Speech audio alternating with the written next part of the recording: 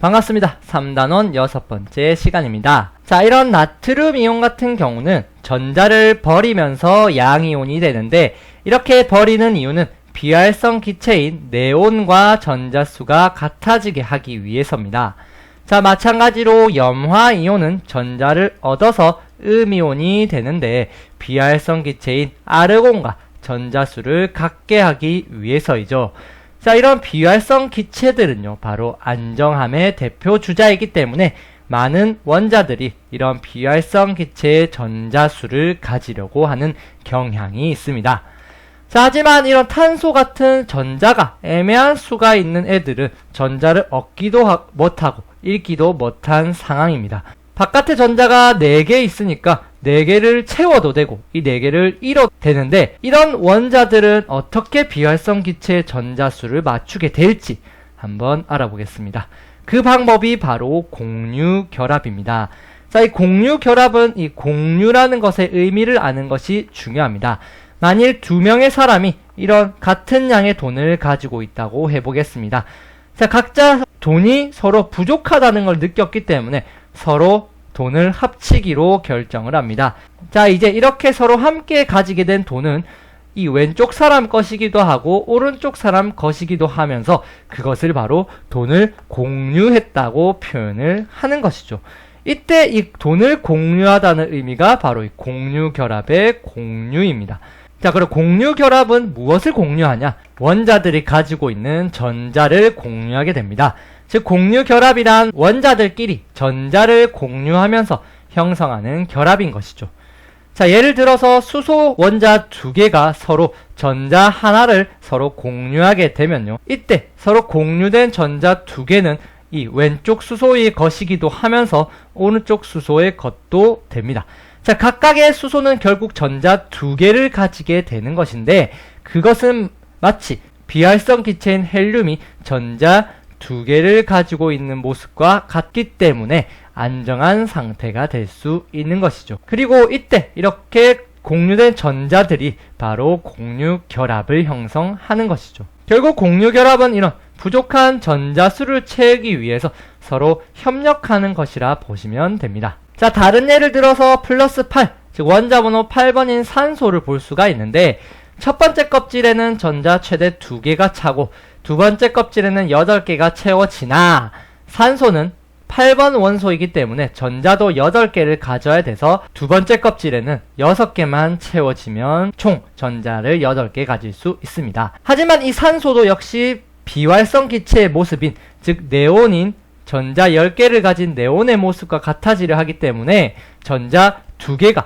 부족한 상황이라 할 수가 있죠. 자, 이렇게 부족한 전자 2개를 얻기 위해서 이 산소는요, 다른 원자의 전자를 뺏는 경우도 있으나, 만일 자기와 똑같이 전자 2개를 얻고 싶어하는 산소를 만나게 되면 서로 빼앗기보다는 서로 전자를 이렇게 나누어 쓰는 결정을 하게 됩니다. 자, 그렇게 되면 여기 가운데 공유된 전자 4개가 바로 공유결합을 이루는데, 이렇게 공유된 전자를 공유 전자 쌍이라고 합니다. 자, 2개가 한 쌍이니까 이 경우는 총 2쌍의 공유 전자 쌍이 형성이 된 것이죠. 자, 이렇게 되면 2쌍의 공유 전자 쌍은 이 왼쪽 산소 것이기도 하면서 오른쪽 산소 것이기도 되기 때문에 전자가 꽉 채워진 상태가 되고 전혀 부족하게 없는 안정한 상태인 산소 기체가 되는 것이죠. 자, 결국 공유결합은 원자들이 부족한 전자수를 채우기 위해서 형성하는 결합인데, 이것은 바로 이런 18족 원소인 비활성 기체의 전자수를 닮으려는 노력 때문입니다.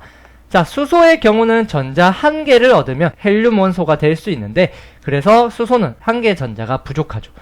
자, 리튬부터는 7개, 6개, 5개, 4개, 3개, 2개, 1개, 이렇게 전자가 부족한 상태인데, 이런 부족한 전자수를 우리가 알면 두 원자가 결합했을 때 어떤 분자를 만드는지 예측할 수가 있습니다. 자, 예를 들어서 수소 원자 2개와 산소 원자 1개가 결합하는 경우를 보겠습니다. 자, 왜 이런 식으로 결합을 하냐 하면, 수소 원자는 전자가 1개 부족하죠.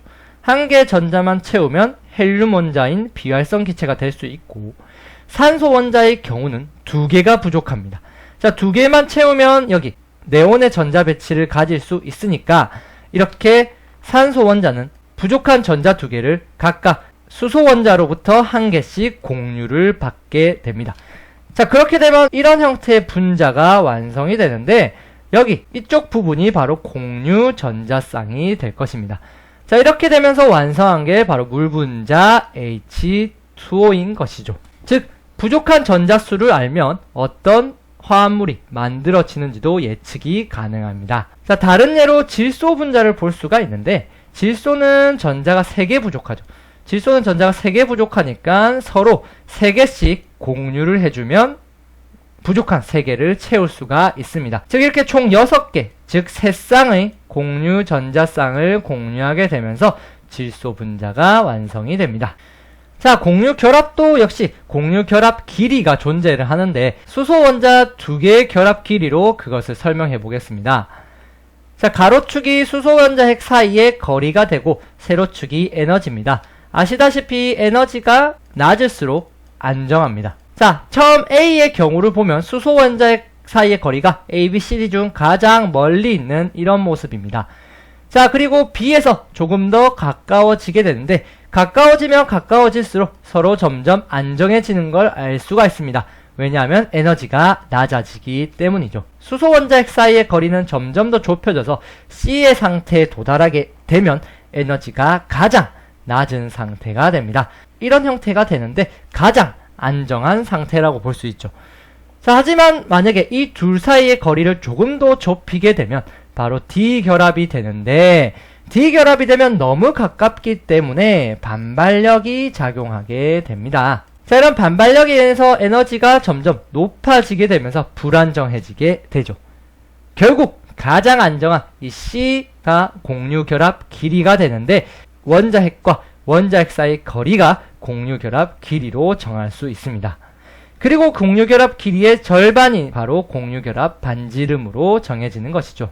자, 이제 우리는 이온 결합과 공유 결합에 대해서 배웠는데 이온 결합은 이렇게 이온과 이온 사이의 결합이면서 공유 결합은 이렇게 원자들 사이의 결합이라 볼 수 있습니다.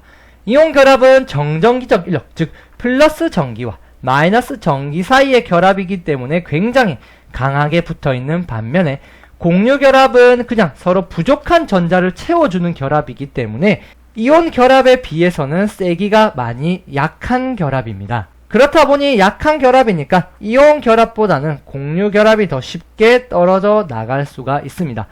자, 그 사실을 뭘로 알 수 있냐 하면 바로 녹는 점으로 알아낼 수가 있습니다. 자, 이온 결합 물질의 경우는 녹는 점이 공유 결합 물질의 녹는 점보다 훨씬 높다는 것을 알 수가 있죠. 녹는 점이 높다는 얘기는 떨어뜨리기 힘들다는 얘기고 녹는 점이 낮다는 얘기는 떨어지기가 쉽다는 말이 되죠.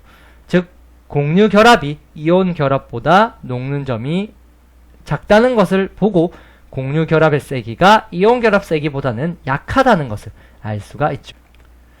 자, 또 다른 차이라고 하면 바로 전기 전도성으로 볼 수가 있습니다.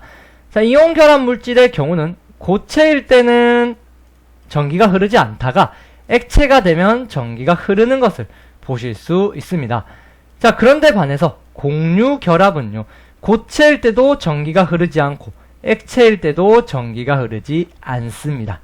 자, 이 이유는요, 바로 공유 결합은요, 전자가 공유 결합으로 이렇게 꽉 묶여 있기 때문에 전자가 돌아다닐 수가 없습니다.